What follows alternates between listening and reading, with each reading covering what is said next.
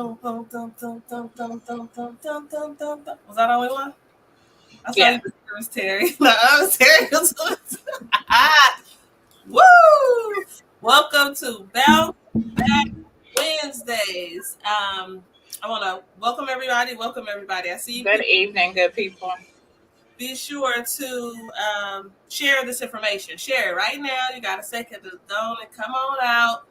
And be sure to share it to groups you're in, share it to your page, and then come back. So I'm your host, Jamila Hanif. I am Fatima Hanif. I am Iman Hanif. And we have our amazing guests. I didn't know. It's okay. Hello, Hanif. Hello, Hanif sisters. Hello, Miss Teri. Thank you for joining us this evening. Sure. Excited to be here. Yeah, I'm excited. I'm always excited about Wednesdays. You know, I think about Hump Day, and that was the whole thing, like Bounceback Wednesdays. You know, some people probably been having rough months. This is really a platform. I mean, we're raising awareness about ACEs, but I mean, it's a way to really just tune in and relieve some things at the same time. So the purpose of this platform is to raise awareness about ACEs. ACEs is an acronym for Adverse Childhood Experiences. And through my studies, what I've learned about ACEs are traumatic events. They also include, it's also including child maltreatment and other households and community challenges that occur in people's lives before the age 18. And these ACEs can disrupt healthy brain development. Man, it could alter the immune system, and it could really change the way your body responds to stress.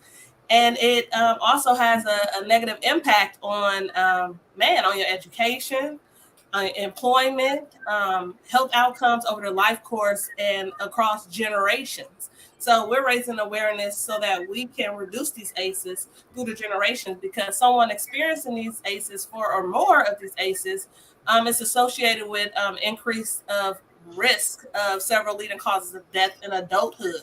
So that's heart disease, lung disease, cancer, stroke, diabetes, suicide, and then Alzheimer's, which we are raising awareness about tonight. And we have Miss Teri here, who is she's a Alzheimer's, she's with the Alzheimer's Association, and she's a community educator.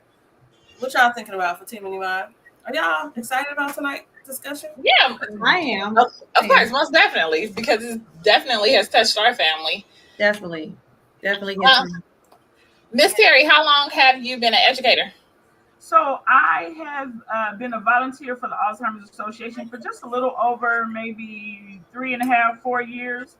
And I got involved because my grandmother had Alzheimer's. And when she was diagnosed with Alzheimer's, I realized that, I don't even know anything about this disease. So I was like, okay, I need to educate myself. So I started attending African-American forums for Alzheimer's. And what I learned was that, Black women, we are the #1 carriers of the disease. Like, we are twice as likely to get the disease. So once I learned that, I was like, I gotta tell people, I gotta yell it from the rooftops, because I don't think a lot of Black people know that. No, I didn't. Right? So, yeah. So my grandma. Go ahead, Mom. Oh, I'm sorry. So our grandmother as well had Alzheimer's. She was diagnosed. I think it was 90. We were young, huh? Right. Yeah, we were young. I think it was 93. And I remember, having to take care of her. And I remember when she first had the sign, she lost some money at her house, and she couldn't find it. And she couldn't find it. And I was really, really young, and I remember this. I remember her like looking for it and looking for things, and then later on, of course, we found out that she had Alzheimer's. No one ever wants to believe that they're forgetting things and having these issues going on, but we dealt with that for a while. It was definitely an experience. Right. So how old was your grandmother when she was diagnosed? I'm not sure. Ex-daddy. Daddy's on here. Daddy and Auntie Virginia are on today. How old was Grandma? Hi, Auntie Virginia. We love you. And thank Probably you. in her 60s, because I thought she passed away at 69, but she was 80 when she passed away. So I'm thinking that maybe around in her 60s she was. She was 80. I took care. I was 20 when she passed away, and I remember I was 15 when she lived on Park Boulevard. So that was 5 years because we were young. I mean, so maybe it was later on, like maybe like probably 69, 70 years old. I don't know. My dad and my aunt have not responded yet, but 60s. She was in her 60s. Yeah. When was your first time being exposed? Like, can you remember when you, Teri, when your grandmother was showing signs? So it's interesting that Iman said that she lost some money. So one of the signs is actually losing things, misplacing things, and not being able to retrace it and find it. Another sign is actually thinking somebody stole it, and they usually think somebody stole it because they misplaced it. But it's funny because my grandmother was, she had like a jazzy mouth or whatever. But I remember one day going to see her, and I went into her room, and I was like, "Grandma, what's going on with you? Like, why are you laying up in the bed?" And she looked, and she was like, "The doctor said I'm losing my mind." And I looked, and I was about to start crying, and then she started laughing. And I was like, "Grandma, that's not funny." So it was like years after that where she actually really was diagnosed. But the other thing that was interesting is that my aunt, so my mom had 6 sisters, but my one aunt noticed like 8 years before the diagnosis. She said, "Something's not quite right about Mama. We need to take her to the doctor."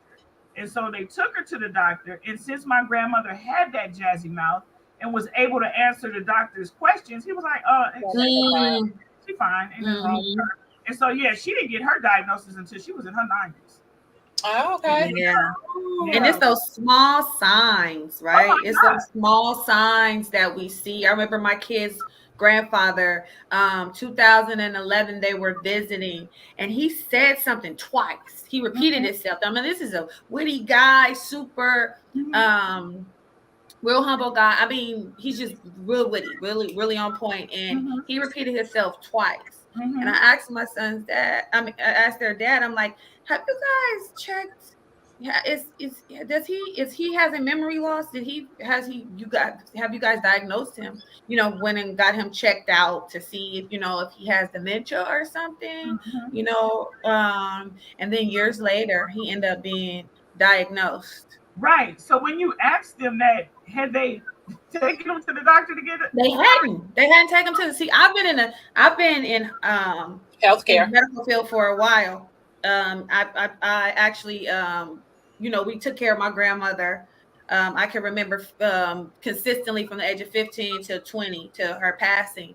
And so then I ended up getting into the medical field. I ended up doing hospice. So I was around a lot of elders who were suffering, and even young people. I mean, I had a lady that was like 50 years old one time that had Alzheimer's. And so I was around it a lot. So I saw really a lot of differences in different people, how it affected different people at younger ages.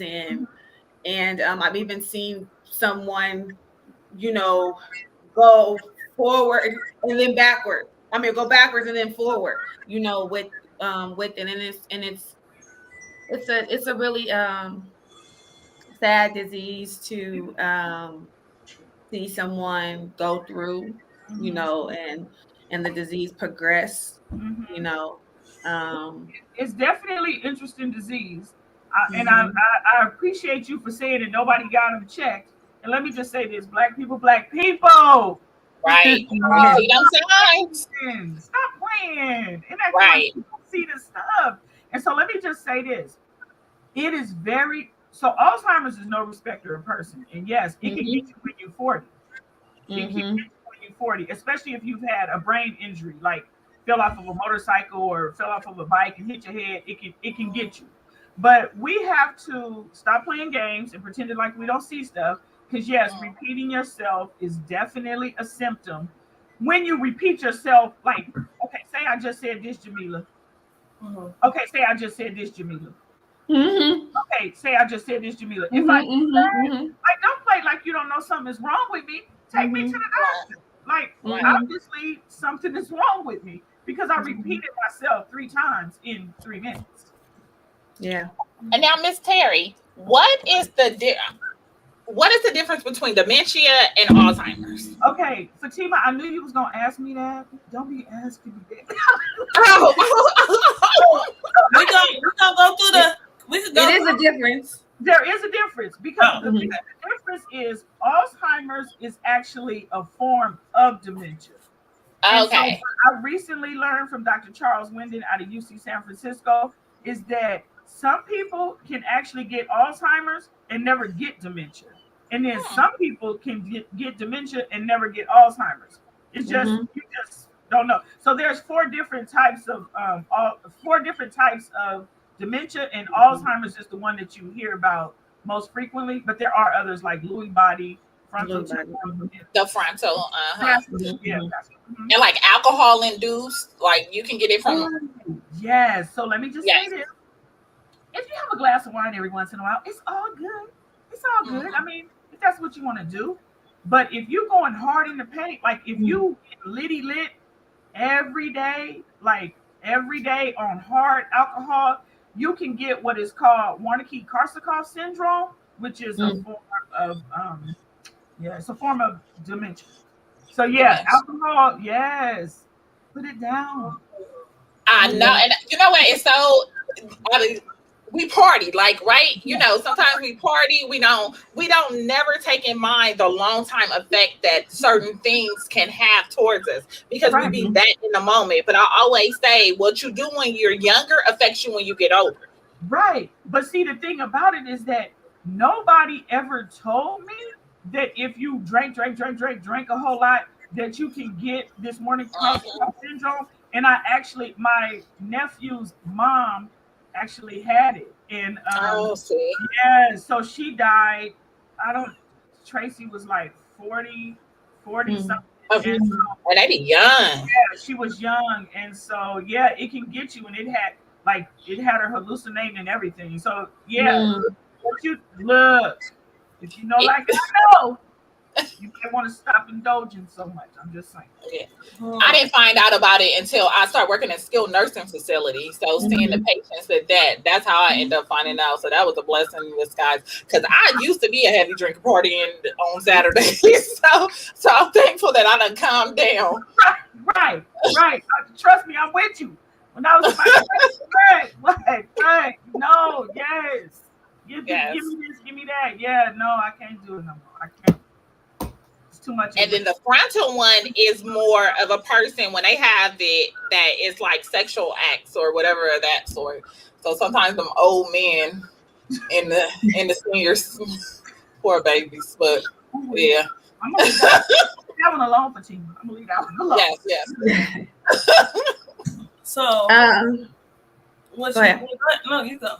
No. I was kind of piggybacking off of what they were saying as far as with the differences between dementia and Alzheimer's. I know that dementia has the certain stages that it progresses, like the stages that they have. I can't remember exactly.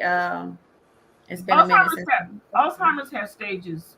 Right. So you can have it in the beginning. So like some people might get it in like their 40s, their 50s, or their 60s, and it's considered early onset. Usually those folks don't really live that long with it. But yeah, there are stages of when you just have like mild cognitive impairment. You just smile, you can keep living life. And then it goes on to being like, oh, okay, well, you forgetting stuff or you repeating stuff. But sometimes when you get to like the later stages, when you get into hospice care, what happens is folks who die from Alzheimer's, it's because they just simply forget how to eat, or they forget how to breathe, or they forget how to swallow, or they can't talk anymore. Yeah. Swallowing is forgetting how to swallow is like that last. Mm-hmm. I think it's in that last stage because at Mm-hmm. that point they're no longer eating. So if Mm-hmm. they're not eating and they forget to swallow, then Mm-hmm. I think it's like a few days, 7 days. You can only last so long without Yeah, eating. you know Yeah. what I think about, and I wonder, I can't remember who it was that I was talking to this about, but you know, and I really think about people that's on hospice or whatever, or people that's in their last days, just people in the hospital, period, right? Mm-hmm. So I link things to like really, I think about babies, right? Because to me, like when people get old and stuff, to me they just some big babies, okay? Mm-hmm. And so I think about how babies die from sudden infant death Mm-hmm. and crib death. You know, they call it crib death. So the baby's in the crib. And so there has been some sayings like, you know, it happens when the baby isn't being stimulated or being touched and stuff like that.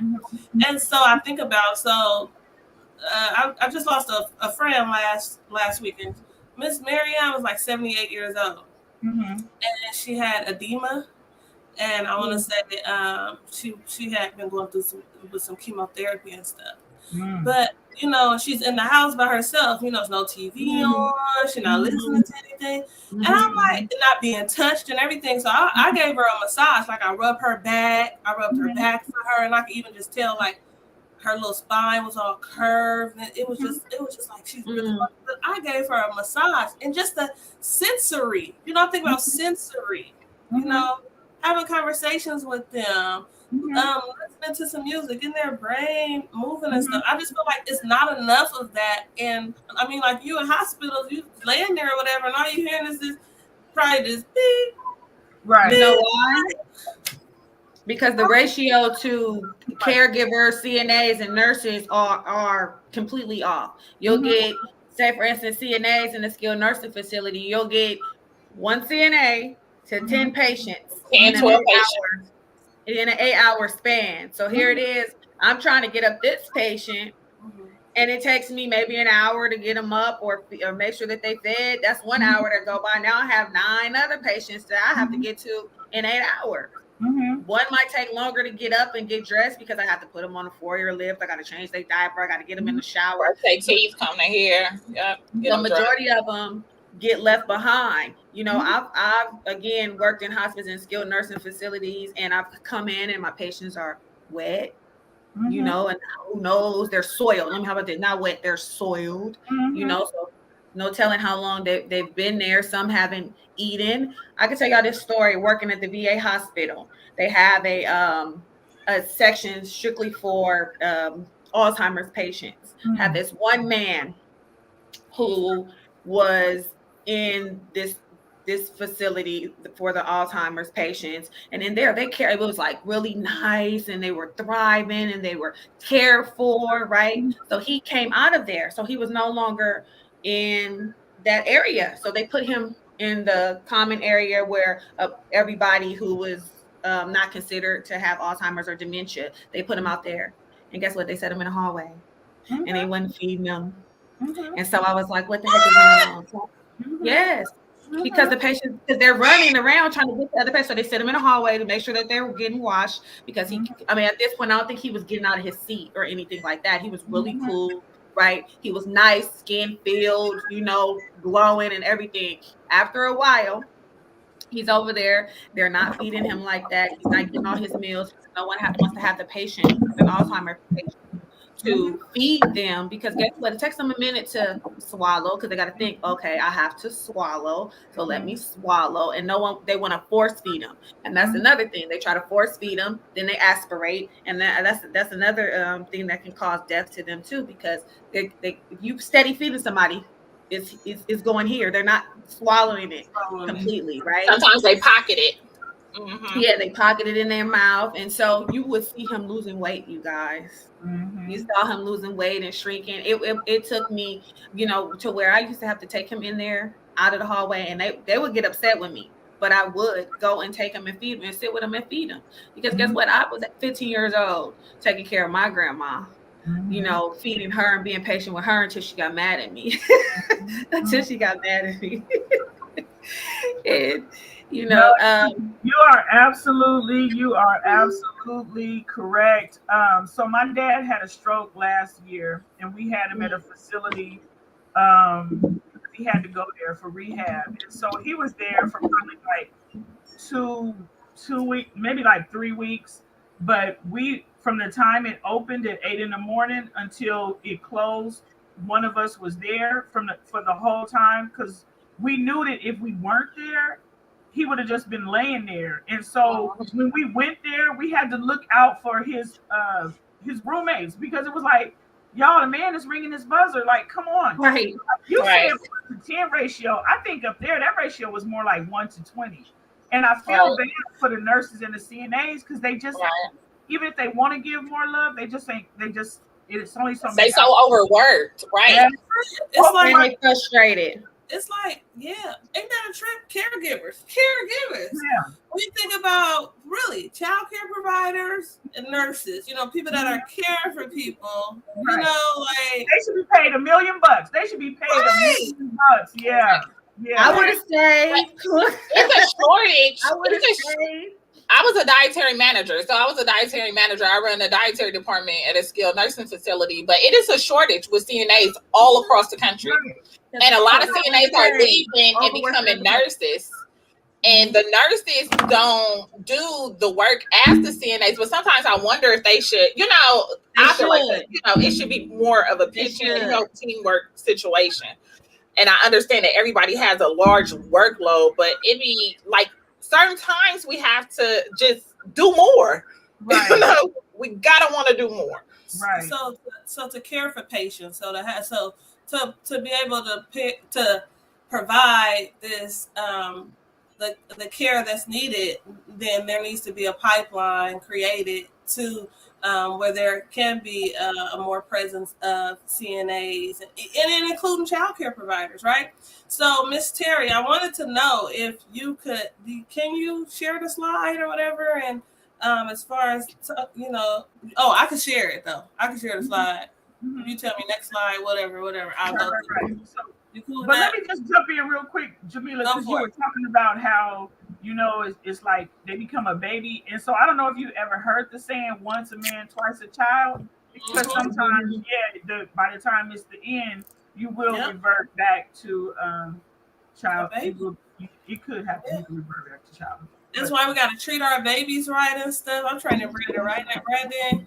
To take care of us. Right. Diapers and stuff like that. And Jamila, I just want to appreciate you for rubbing on the lady, because the touch is everything. Like, the touch is everything. We really have to. It's a few things we need to do, especially as Black people. First of all, we need to encourage our young people to go into medical. They need to go into the medical industry, because there's not enough of us there.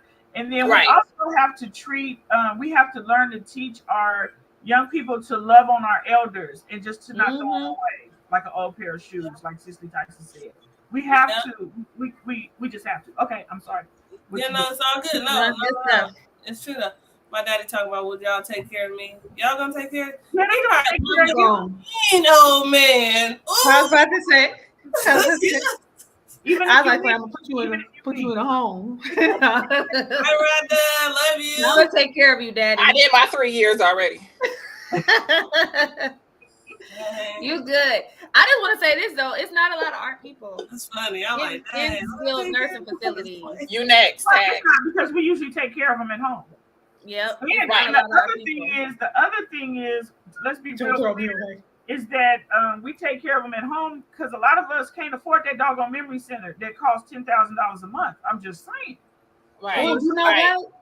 We're gonna have to collaborate, because I've one thing I want to say this, right? With skilled nursing facilities and CNAs and caregivers, okay?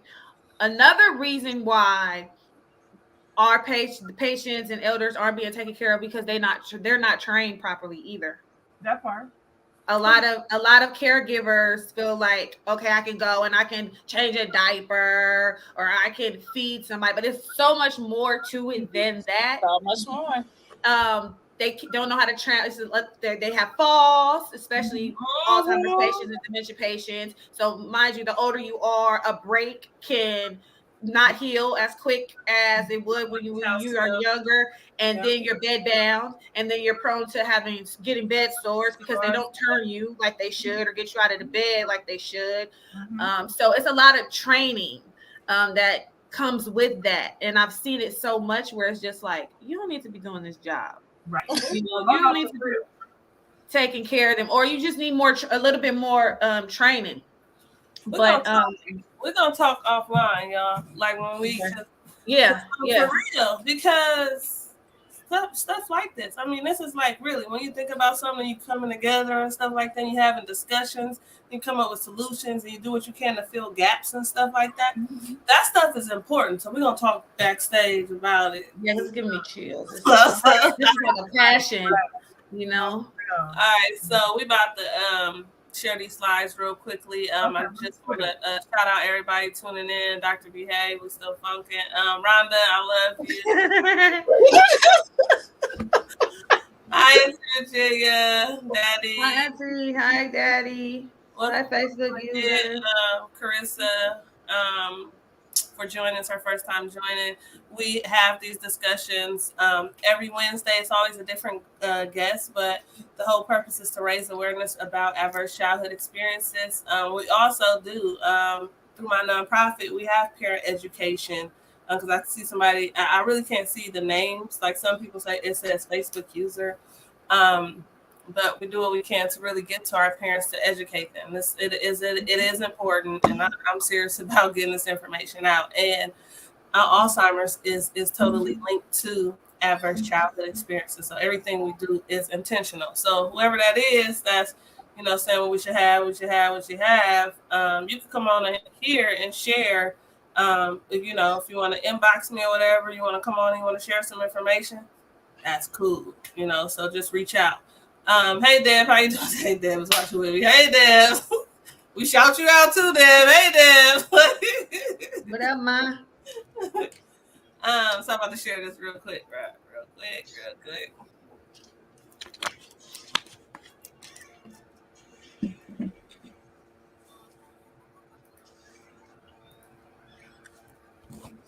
You thought I wasn't gonna get it, huh, Miss?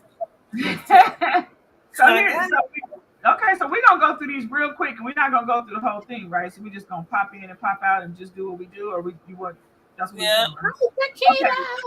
Okay. So what we're talking about is the 10 warning signs, and we want you all to know the 10 warning signs, because like Iman said, sometimes they are kind of subtle. And let me just say this.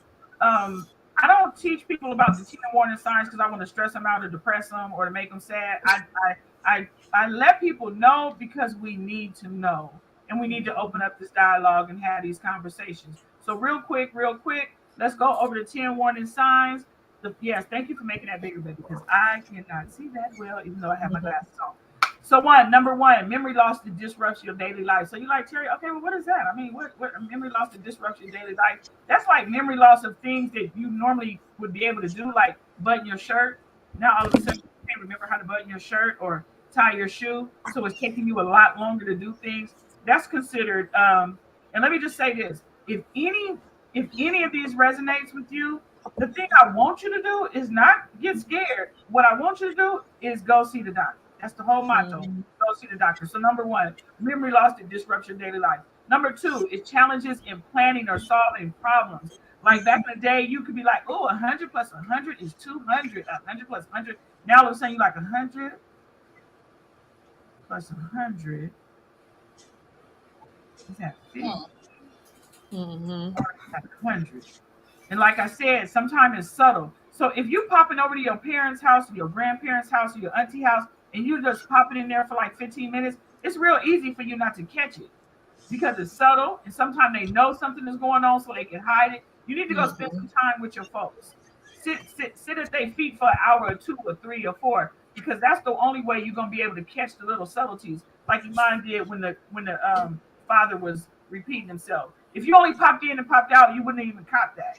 Number 3, difficulty completing familiar tasks. So that's like, for example, if your aunt was the pound cake queen, like she made the best pound cake and she did not need a recipe at all, and she just boom, boom, boom. Now all of a sudden, that pound cake don't have no butter in it and no sugar. And back in the day, she could just boom, boom.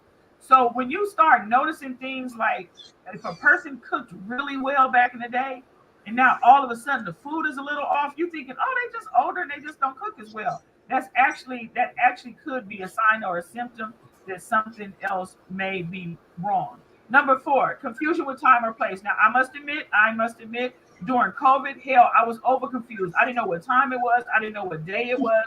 I didn't know what and that was all of us. Right.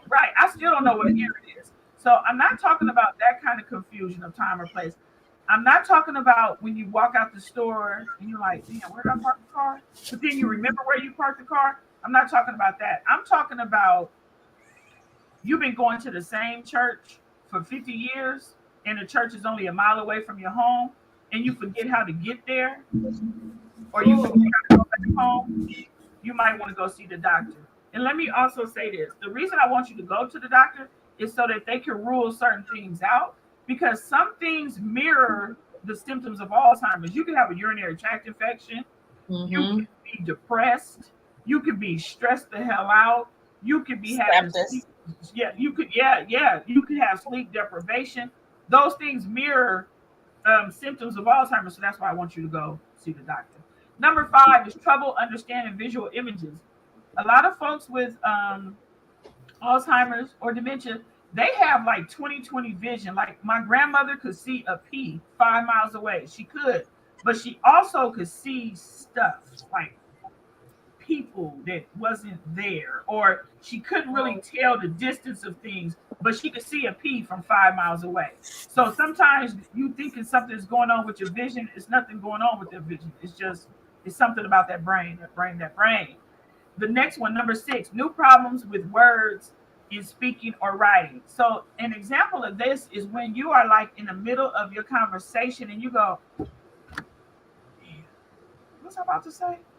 Oh, I don't want you to get scared, Jamila, because hopefully to you. But if it don't come back to you, like 2 weeks later, and you're like, oh, that's what I was gonna say 2 weeks ago. Oh, yeah, that might be that might be a problem. Or you might say, Jamila, go get me that thing. I need to write this down on this paper. Go get me that thing, Jamila. The thing that you use to write down on the paper. And what you're talking about is the pen, but you can't remember that it's called a pen. Then it might be something else going on. So Iman talked about this, misplacing things and losing the ability to trace the steps. So like, I know most of us have been like, damn, where my cell phone at? We always losing the cell phone. Or where is my? I see you, Tequila. Don't trip. It's all good. So you might be like, oh, where's my cell phone? Or where I put my keys? Or you be like this. Where my glasses, Jamila? oh my gosh! Like that. hold on, I do that. I know you do. That. Yeah, but it's not. It be on my face though. Right. But it's not necessarily that. It's when you cannot recall how to go back to where the keys were left. Like if it's 2 years later and you just now finding the keys, go to the doctor. So number 8, decreased or poor judgment. Now, I'm not talking about the Negroes who never paid their bills on time and so the bills is late. I'm not talking about them. I'm talking about folks who have always paid their bills on time. I'm not talking about you forgot to pay the Metro bill and the phone got cut off. I'm not talking about that. I'm talking about you haven't paid the mortgage in 5 months. Now the house is in foreclosure, or you forgot to pay the PG&E for 4 months. Now you're getting a cutoff notice, but you have the money in the bank, or you are running up checks and checks are bouncing all over the place. That's the decreased or poor judgment that I'm talking about. If your loved one, if you're noticing that in your loved one, what you gonna do? What I say do? Take them to the doctor. Take them to the doctor. So number 9, withdrawal from work or social activities. Now, like if you was a life of the party, like the party didn't start till you walked through it. What? You was at all the concerts, you was at the basketball game. All of a sudden, you don't want to go nowhere. All of a sudden, Jamila, you call me and like, Teri, Gregory Porter's in town. I got a free ticket. and I say, nah, Jamila, I ain't going. You better check on me because something is clearly wrong. Because I don't want to kick it. I don't, and we all get to a place where we don't want to kick it. But when you just withdrawn from everything and you used to like to interact and do things, that could actually be a sign or a symptom that something. I'm glad you feel better now. So that's actually a sign that could be something going on. And then the last one is changes in mood and personality. When I say this, I'm not talking about a person that's hangry. You know, people that's hungry, they act hungry. I'm not talking about that kind of change in the mood or behavior. I'm talking about, you know, that real sweet lady. I don't even want to call her name because I don't want to put that out there. Miss Flossler. Miss Flossler was a real sweet lady. Never said nothing about nobody. Never talked bad about nobody. Never did anything. Now all of a sudden, Miss Flossler is cussing people out, like going off or throwing a shoe. That might mean that something's going on. She might have other things going on, but that could be a sign. So those are the 10 warning signs. Jamila, I don't know. Do you want to go to another slide for the assessment, or you Yeah, good? let me see. Let me see what's next. Okay, right there. Importance of early detection. Start right there. So friends and family, you see, go up to that friend and go up to that family, that beautiful family. The next slide up. That one. See that beautiful family? They so cute. So the friends and family are often the first to notice the changes. Sometimes the person can notice the changes.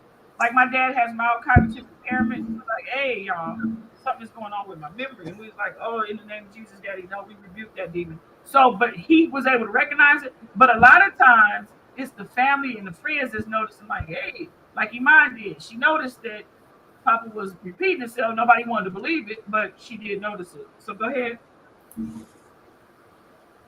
And so these are the 10 steps to approach the memory concerns. Let me just tell you the reason that I speak on this stuff, the reason I talk about this is that I want us to talk, y'all. I want us to plan. Even if you don't have Alzheimer's, even if you don't have anything, I want you to plan. You know why? Because we all gotta go. So if we all gotta go, let's talk about it. Let's talk about what we want to do before we go. Let's talk about what we want to. I see Papa Imani Daddy. He need to tell us what he want to do. What you want to do, Daddy? Do you want to go to Africa one day? Do you want us to all live with you? What do you want from us so that you can make those decisions on what you're gonna do? So this is how you would assess when it might be a memory concern. The first thing you need to do is like notice, okay, well, what kind of things are changing in the memories, like in the thinking and the behavior? Are they only misplacing their keys every once in a while? Okay, we don't need to worry about that. Is the house in foreclosure because we forgot to pay the bills? Yeah, we need to worry about that. Go up to the next one, number 2. And then you also need to say, well, what else is going on? You know, hell, I don't know. It's been a lot of grief. I know for me, it's been a lot of grieving going on. Maybe the person is grieving. Maybe the person is stressed out.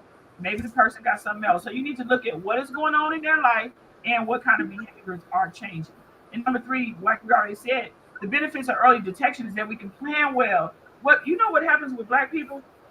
I don't know if I should be calling out Black people, but what happens with us is that we don't want to talk about it, and we just want to let stuff happen. And in the end, we're trying to figure out, well, what did they want? Well, where did they want to go? And then the next thing you do, you in denial for so long, you don't ask the questions. Now you fighting amongst yourself. Jamila, Fatima, Iman, don't be fighting over what y'all gonna do with the parents because y'all need to have that conversation now. This is what we gonna do. And then number 4 is you need to say, have anybody else noticed the change? Like, Iman, like you noticed the change, but did anybody else notice the change? Did you talk to anybody else about the change? And then you got to just have a doggone conversation. I call them real talk conversations. We don't like to have them, but we need to have them. Go ahead, Jamila. Go on. So then when you decide you're going to have the conversation, then you got to decide, man, who should have the conversation? Should Jamila talk to Dad? Should Fatima talk to Auntie? Should Iman talk to Granny? Which one of us would be the best one? Well, they don't want to hear from none of us. So should we talk to Auntie? Should we talk to Granny? Wait a minute. He do listen to his friend Ray Ray. Go get Ray Ray. You got to think, who is the best person to have the conversation? And then next, when you decide who is the best person, then you got to decide, well, damn, what's the best time and place to have a conversation? Let me just say this right now. Don't try to have a conversation in Queen Sugar's on. I will flush you out. I'm trying to watch Ralph Angel. Don't have a conversation. I'm trying to watch the show. Keep trying to have a conversation, and the Warriors is in the finals. Don't try to have a conversation. where you got to think about it. Where should we go? What should we do? Should we have a walk? Should we go to dinner? What should we do? Should we go get massages and have a conversation? Just think about it. And then you got to decide, damn, what we going to say? How do we approach this? Because nobody want to hear this. You know, we all scared. We going to cry. And then once you decide, okay, well, guess what? We going to all have the conversation. Don't just lead a person with the information like, damn, I think you might be having some memory concerns. Be like, hey, I'll take you to the doctor. Let's go together. Because I know I'm here for you. I want to make sure that you get all the care that you need. I want to make sure that the doctor is saying what he needs to be saying. I need to make sure that we get what we need. So I'm going with you to the doctor. Number 9, Jamil. Oh, I'm sorry. Yeah, get out. And then just so you all know, I know with my aunt, she tried to tell my other aunts, and they was like, Nico, please, ain't nothing wrong with Granny. So she had to keep having multiple conversations. And sometimes you just got to have multiple conversations. And then last but not least, turn to the Alzheimer's Association for information and support. They are available 24/7, 365 days a year. And what we're going to do, we're going to go see the doctor. What we're going to do, we're going to have these possible assessments. If you are over 65, they are actually supposed to be including a mental cognitive test in your annual exam. If they don't offer it to you, because sometimes the doctors don't want to talk about it either. If they don't offer it to you, demand that you get one. Make sure that you get your medical history, get that physical exam, do the laboratory test, and make sure you get that mental cognitive test. All right. Get that early detection. Here goes the information for the Alzheimer's Association, the 24/7 hotline, 365. If you're struggling on Christmas, call them. Matter of fact, just call them anyway so you can see if they're really there. Go online. There's plenty of resources at alz.org. And then there's why and you scroll up more. They actually have stuff just for us, Black folks. Keep scrolling up. Oh, scroll some more. It's so boozy. Yep. I'm sorry. Yeah. Don't worry about it. So get some information on there. You can go to alz.org and they have information for African Americans. Yes, Fatima. I have 3 things to touch bases on. Okay. One thing that you was talking about as far as discussion, you know, we all know that we're going to pass away. One thing that I discussed with my mom and my auntie is about doing their own obituary. Like, it's important, like how you said, had those conversations. Like, I was like, why not just do your obituary while you're alive? Then you don't have to worry about nobody putting no information in there that you don't want in there, you know, and then it'd be one less thing for us to do when someone passes. I love it. And then 2, you have said that women is, have the highest rate or risk levels as far as catching Alzheimer's. Black women. So I know there's no cure for it, right? So there's no cure, or is there? No. Yeah, there's no cure. But like, what preventive measures? Sometimes I wonder, you know, so they say, you know, make sure your brain activity, right, works. I've noticed people just being in the healthcare field that's been aerospace scientists, like accountants, and so they use their brain a lot, but yet and still have this disease. Right. So they're brilliant. Did y'all see, because y'all remember, right? The adverse childhood experiences, right? So you have the household dysfunction, you have the child abuse, you have the child neglect. So you have these things. They said that it's connected to Alzheimer's. Like that toxic stress creates chronic illnesses, and Alzheimer's is in that. So it's like, this is why it's important for us to create these protective environments. This is why it's important for us to reduce the trauma that are in these communities, the trauma that's in the households and the schools, in the communities. I mean, that's community violence. That's including racism, discrimination, all that stuff. It impacts your brain. Like, it affects it. Right. And so much is beyond us, Black women. We have so much stuff on our shoulders, trying to hold. Why do you think we number one? We literally carry the weight of the world on our shoulders. Being a Black woman in America ain't no junk, and it ain't for punks. I mean, it ain't no joke, it ain't for punks. So it's just like, no, we are okay. Triple So minorities. yeah, we're stressed the hell out. We are stressed the hell out. It's very obvious why. Like I just said, we Black in America. Like, come on, come on. But there are other things that we do have to take responsibility for that our doctors should have actually told us. Instead, this is what happens when you go to the doctor. Okay, I'm a thick chick, right? So when I go to the doctor, I ain't always been a thick chick, right? But I am one now. So when you go to the doctor, they like, Teri, you got high blood pressure. Okay, doctor. So what I'm supposed to do? We'll take these 2 pills. Okay, and keep it under control. Nobody ever said, if your fat ass don't lose some weight and get off of these high blood pressure pills, Right. it puts you at higher risk for getting Alzheimer's and dementia. Nobody ever said that. I promise you, I think if somebody would have told me that, I probably would have been able to turn some things around. But now you didn't wait until I'm addicted to fountain cokes and sweets. And now it's like, damn, how do I come off of this? And how could I reverse this? I've been on this stuff for 30 years. Had they said it when I got the diagnosis, I promise you, I think I would have done something different.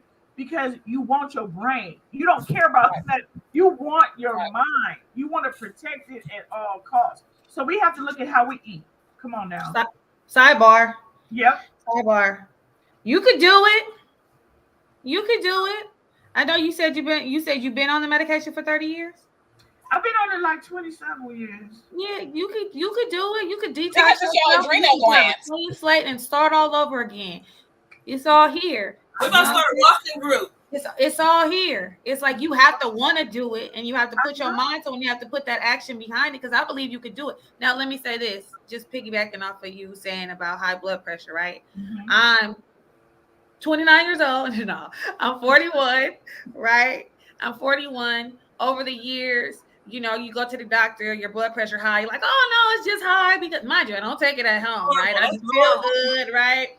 So I go to the doctor. Oh, I got white coat syndrome. It's only high when I go to the doctor because that's the only time I take my blood pressure, right? It's when I go to the doctor. So over these years, when I look back to my medical record, you got high blood pressure. They tried to put me on medicine. I'm not the medicine type of person. I'm like, no, I'm okay. I was raised by a father that was very, very healthy, and he instilled a lot in us. I can fix it. So now 41 years old, on amlodipine once to twice a day because my blood pressure was 165 over 101. Right. So I had to make that choice, and I had to change.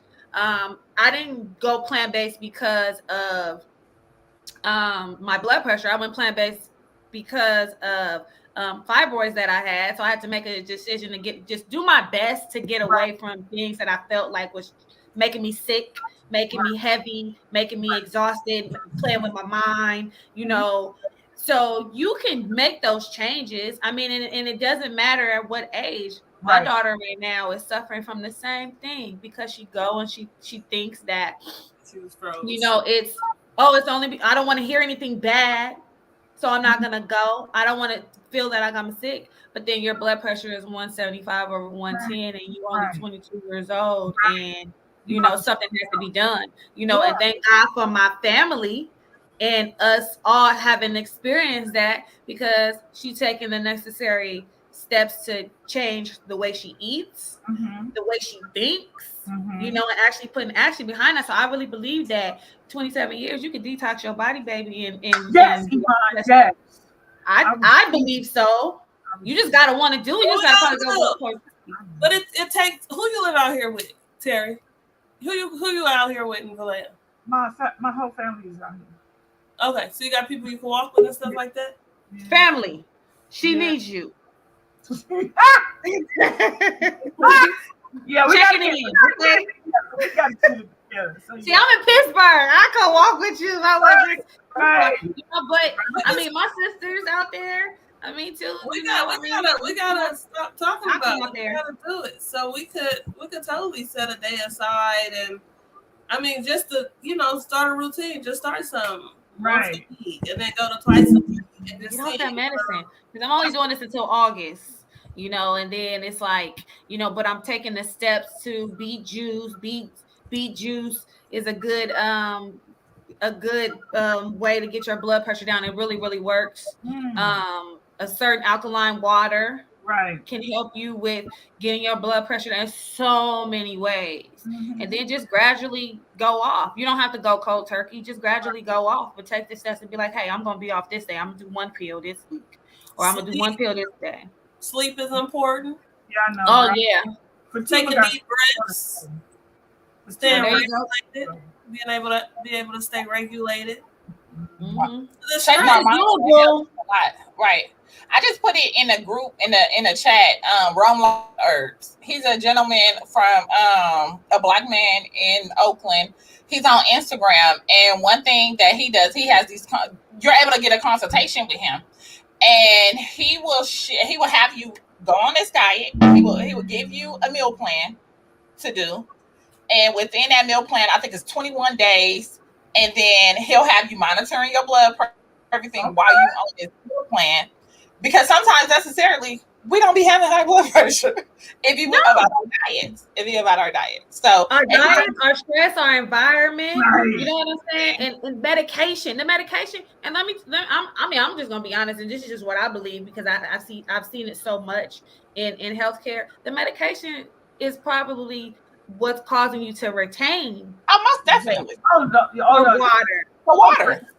Yeah, we already know the medication. We already know the pharmaceutical company. And the medication is probably what's causing the Alzheimer's. I'm sorry. The Vita dialysis is going up like crazy. Crazy. Because you're taking it for your heart, it's killing your kidneys. You're taking something for your kidneys, it's killing your brain. Right. It's making it hard for you to breathe. You're taking all these medicines to cure one thing that's affecting all your other organs. Yeah. So Thank you for all the information you shared, Miss Teri. We all appreciate it. You got people totally tuning in. Like people are totally tuning in. So we're gonna share some stuff with so they have a longest day event. It's an Alzheimer's event. It's June 25th. Dang, I should have put it in here. Oh, that's Saturday? I want to share. I hope y'all can see this. Oh, yeah. This is, man. Can you wait till I'm done promoting this event, please, man? Okay. Now, I just want to share. You got a little kid in class that's disruptive. Like, can I get done, please? Maybe I would have been that kid in class. I was very quiet in class. Calm down. Wait your turn. Okay. I thought you was typing something. So that's why. No, you can type it for me. Though. You want something to do? You can type it for me while I'm saying this. It's in Sassoon. What is it? 1685 Duluth Lane. Yeah. Type it in. Let me type it in. Go ahead, Fatima. I'm sorry. You assume. I know. It's okay. I was trying to help you out. Cleanse to heal. I got it through Amazon. I think it was like $10. But man, it's very informative. And these are all the different things. That can help us combat. That's the things that it'll help us get rid of. Yeah, heal. Yeah.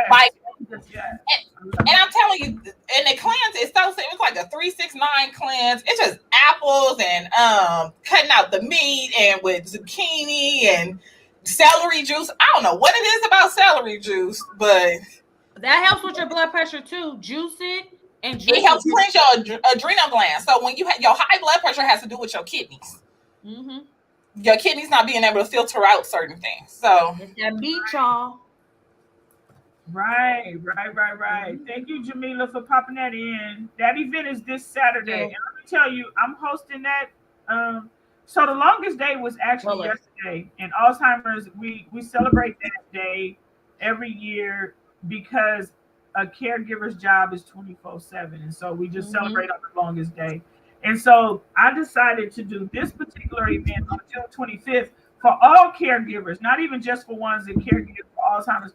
Because what I noticed about a lot of folks is that once their loved one gets diagnosed with like Alzheimer's or dementia, they put them in the back room, and they don't let them come outside and play. And the reality is, if you're trying to kill your loved one, yeah, put them in the back room or put them in a home. Yeah, they're gonna decline real quick. But if you want them to have dignity and you want them to live as fruitful as possible, they need to get out. And so we're having this event where the person can bring their loved one because we understand the behavior. So we want to make sure that it's a safe space where they can't be running away from us. It's contained. They can't be wandering off. So yeah, that's June 25th, 12 to 3. Food, live music. Yes, Jamila. Did y'all share the information like with the different senior citizen homes and stuff like that? You know what, Jamila? That made a whole lot of sense that we just did not do. It's okay, girl. I'll be serious about outreach. But I know we both got events on Saturdays. I want to talk about ours too. So we got a community cleanup, you guys. It's going to be every fourth Saturday in different locations throughout the city of Vallejo. It's going to be at Friendship Missionary Baptist Church this Saturday from 9 to 11:30. So come on out. Bring your children out. If you don't have children, that's fine. Come out. Come. Come have conversations, come mingle with your community, come clean up. We're just trying to really support the youth and really just teach them how to, value their communities. We need to keep them clean. And so it's at the address. I dropped it in the chat. I'll throw it up here too. It's this Saturday.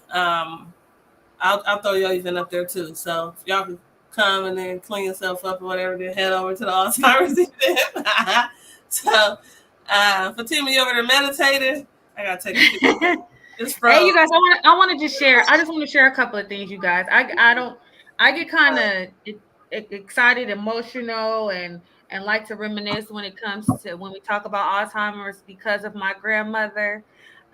Because I experienced so much with her when she wasn't diagnosed and through the times that she was. And I always say that she was playing a joke on us. Oh shoot, I put the wrong. Right. That she was still there. Although she had this going on, she was still there. It was this one time I was 16 years old. She lived on Park Boulevard. My brother was asleep. He was taking care of her at this time because we all pretty much lived there. He was asleep. He woke up and my grandma was not home. Now, mind you, my grandma was a lady that she lived on Fruitvale, not at this time, but before she caught Alzheimer's. She lived on Fruitvale, and she used to take us and she used to walk with us. We would catch the bus downtown and we would walk back all the way from downtown to Fruitvale and East 14th Street. My brother went to sleep. Woke up, my grandma was gone. Now, mind you, she has Alzheimer's. I don't know what stage it was, to the stage where she didn't know who we were. She was incontinent. She wasn't herself completely. She had no idea where she was going. Mm-hmm. She walked out from Park Boulevard, the middle of Park Boulevard, all the way to the lake, and they found her at the lake. Mind you, she got multiple streets she had to walk across to get there. However, she made it, and she made it back home to us safely, right? So I always say, I'm like, she was still there. She was playing a trick on us. Even when I got pregnant. Now, I used to take care of her, and I would feed her. I would change her diaper. When I got pregnant, mind you, I couldn't tell her, hey, grandma, I'm pregnant, and she understood it, right? So I went in one day to go change her. She laid in the bed like this. She would not get up out the bed. She laid in the bed. She would not fool with her when she was pregnant. Right. And then my mom came in and my mom got her up. She got up with my mom. The time I was feeding her, I was trying to feed her. She was like, just mad at you. I'm like, mad at her for being pregnant. My mom come in and try to feed her. I'm like, Mama, she is not eating. She don't want to eat. She's not opening her mouth. Like, what is going on? And I was thinking, I was like, she mad at me. She came in, my mom fed her. She opened her mouth for my mom. I'm like, she mad at me. Like, she knew. I don't care what nobody say. So when I got into the medical field and I started caring for people with Alzheimer's, I really just was really, really patient with them. And I really fell in love with them because I'm like, they playing a trick. But this is the time where we have to care for them. They want their kids to care for them. You know what I'm saying? Like, this is the time. But, man, it's just... I think it's like they, it's things that's going on in their head that they can't say or express. Mm-hmm. And so it's like they could be stuck. Because I think somebody said, oh no, it was breathing. But I think they be stuck and they really can't show no emotions. Something may skip as far as with their brain. Mm-hmm. It's that little part. Check this out. So someone with Parkinson's disease is like a neuro disease, right? So when someone with Parkinson's, when they're trying to respond, it takes them a little bit to respond. So you have to be really, really patient. So their mind is working, but because it's like, what are you saying? What are you saying? They're trying to rush. So it seems like they can't respond because no one gives them an opportunity to. But if you wait a little bit, they will respond to you. So anything that's impacting the brain, I feel like, and this is just how I feel like they're trying, they're still there. It's like we're still there, but it's just something that's blocking you from speaking it for that part of your brain to get to your feet, from that part of your brain to get to your bowels. Certain functions, because it's all parts and they all function. It's really sad, and I really get emotional talking about Alzheimer's and dementia and stuff like that because I've lost so many patients, and I've seen so many turnovers, and and I know it's hard and I know it's hard for families to bring in their relatives at times, but it's a way that you guys can have that, whole conversation as a family in order to try to figure something out. Because he's home. No. Oh no, go ahead. I'm just excited about the after conversation that we're gonna have. Let me just say this. Oh, is Fatima still trying to? Yeah, my husband. No, go ahead. My husband. So this is what I want to say to you, Iman. Your granny was still in there. And so the thing about Alzheimer's and dementia, a lot of times, is that the short-term memory is gone, but the long-term memory is there, baby. She knew exactly where she was going. She knew how to get back. She knew how to get back because it's in there. It's the back in the day stuff. My grandmother remembered everything about back in the day. She didn't remember that she just told me I was fat 5 minutes ago, but she. And it gets so mean, huh? I mean, and just so and to piggyback off of you, Fatima. So my dad has mild cognitive impairment, and I'm claiming that it stayed mild. I pray the blood of Jesus. So I pray that that's what it is. But after watching my aunts and my mom go through what they went through with my grandmother, I was like, yeah, we're not gonna do it that way. We're gonna come together. Like we're not, you Negroes is in denial. Y'all playing games. We're not gonna do that. So we sat down. Like I have a brother and a sister, and I'm the baby. And so we all sat down and was like, okay, this is what we about to do. Mommy and Daddy about to move in with me because my house is flat and it's wider. They gonna keep their life. They are RVers, and so I'm like, brother, when they want to go on a trip, you have to drive them. You gotta take off work. You're gonna drive them. We're gonna fly you back home. You're gonna fly back and get them. You're gonna go. They're gonna still do that. And mommy, you're gonna take care of Daddy because he don't want his daughters doing that. Brother, you're gonna take care of Daddy too. Teri, you the accountant, so you're gonna take care of the money. Carmela, you the boss, so you're gonna go to the doctor. And so we all are very much aware of what we have to do because the reality is whoever your loved one is, they are still that same person. So like your grandmother was still that same person. She just couldn't remember like she used to. So like my dad is still my hero. And I would just never I would never put him in a home. I would figure out, I don't give a damn what I had to figure out, but I would never put him in the home because the homes they're not equipped. They can't do it. They can't do it.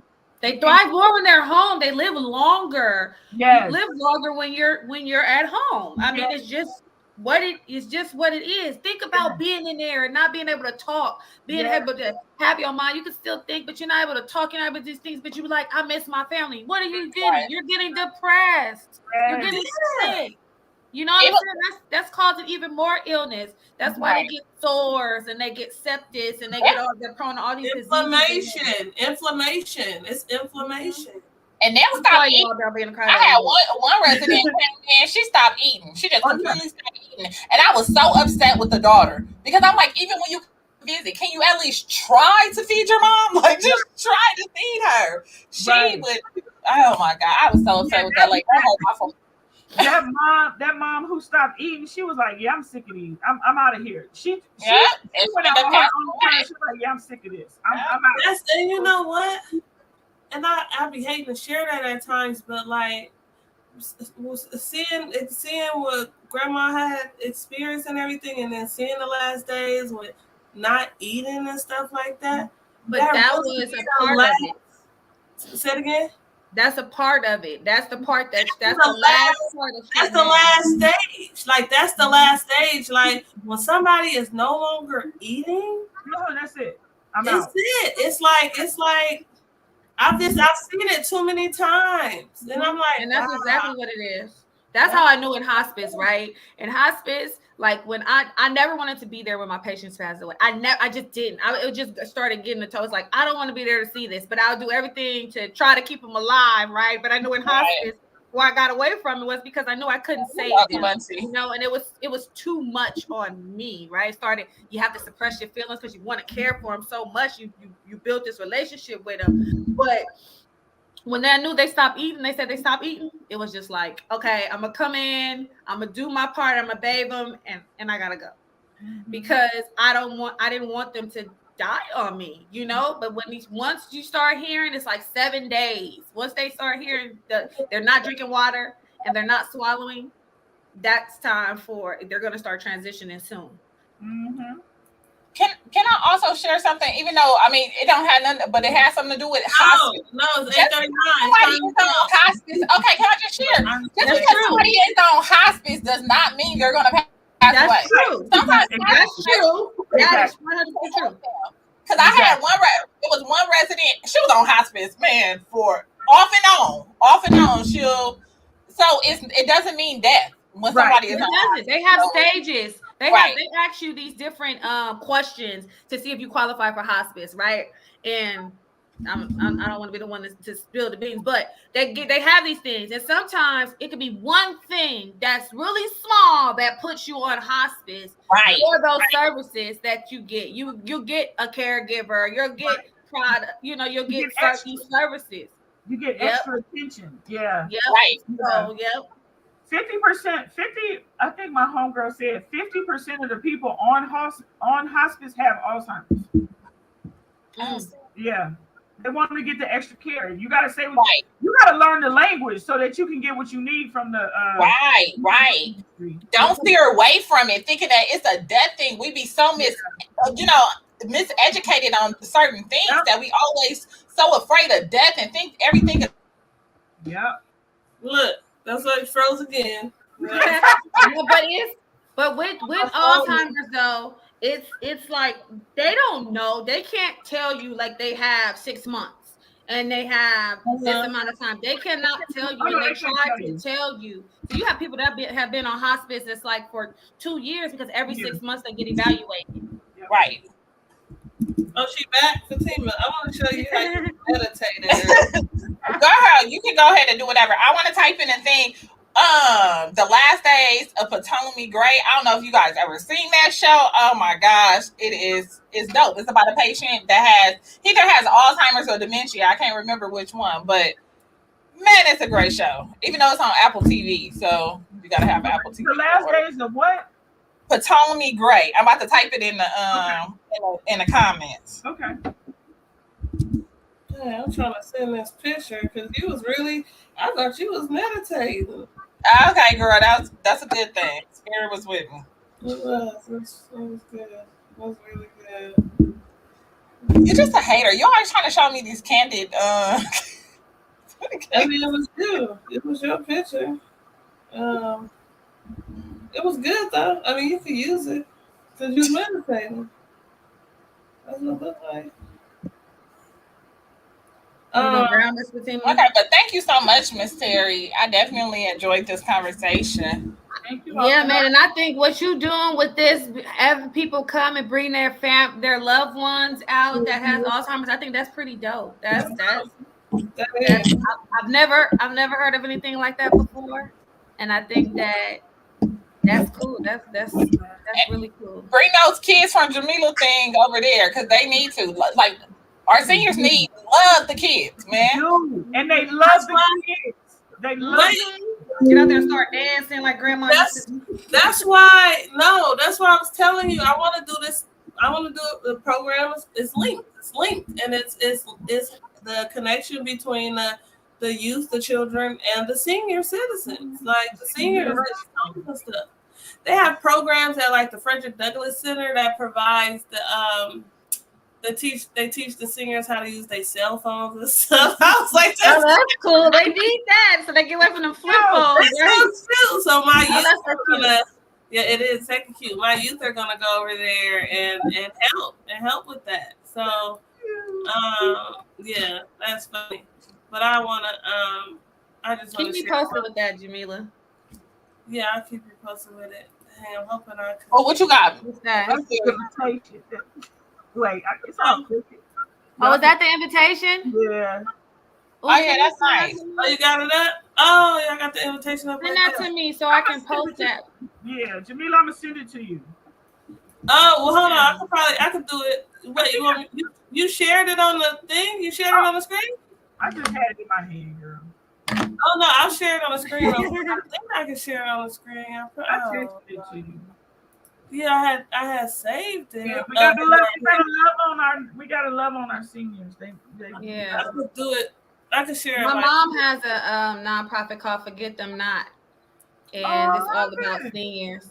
Yeah, man, she's been working on this for a while, and we used to go to the convalescent homes and take them flowers, and on Mother's Day, on Father's Day. I love that. Because she's all about not forgetting the elders. Yes. So she's honored them monthly. Nice. Yeah. I enjoyed myself with you all. Thank you, Miss Teri. I enjoyed you too. Thank you for coming and sharing some information with us. I love this. I love this show. This show was the best of the best. And being a Black woman, I'm a definitely I gotta let some stuff go. I gotta We gotta let that stress go. I know it's hard for us, but we gotta let it go because it is literally killing us. Is that the attitude? Like it didn't show the flyer? It didn't show it? It showed it for a minute, but then it showed it when you had it on the screen. Oh, but as soon as I pulled out, it stopped. Teri, just send it to her. Okay. And in the form that you have it, because you have it. Do you have it in digital form? I do. Send it to her, then we can. He said teach them how to block spam calls. Absolutely, because people get elder abuse. Yep, there it is. Y'all see it? Yep. Screenshot that, Jamila. And send it to me so I can share it on my social media. Y'all see that one, Fatima? Meditating. You're so funny. No, we don't see it. You don't see it? No. Anymore. No. I'm sorry. Yeah. That's the last thing, and then we leave it. Because it was really good. It's a good fun offer. But thank you all for tuning in. We're here every Wednesday. Every Wednesday at 7:30 p.m. Every Wednesday. Dang it. Oh, here you go, right here. See, we see us. You meditate. Was that a screenshot? Yes, it's a screenshot. That's Jamaica. Oh, that's what the people was meditating. I really thought she was. That was me talking. Translating. Oh, she's trying to regulate this. I was like, who upset her? Nobody. I don't let people upset me like that nowadays. We're gonna be stress free, right? Right. It's all about our mindset, man. Our mindset. We think we can control certain things. We can't control nothing. You gotta let certain things just go, man. Let it all go. Let it go. I think I better let it go. Right. Let go and let God. Right. Just All let right. it go, y'all. They got so many songs. Let it go. All right, y'all. You ready? You ready? Okay. You going to outro, Jamila? Thank you all again for tuning in. Okay, thanks, Teri. See y'all next week on 7:30. For those of you all that have the youth and everything, want to bring them out to the cleanup. It's going to be we're meeting at Friendship Missionary Baptist Church at 9 a.m. And the cleanup is just from 9 to 11:30, and then we'll share more information. The Alzheimer's event is at 12 p.m. in Sassoon. Mhm. So, all right, guys. So, see you next Wednesday. Bye. See you next Wednesday, everybody.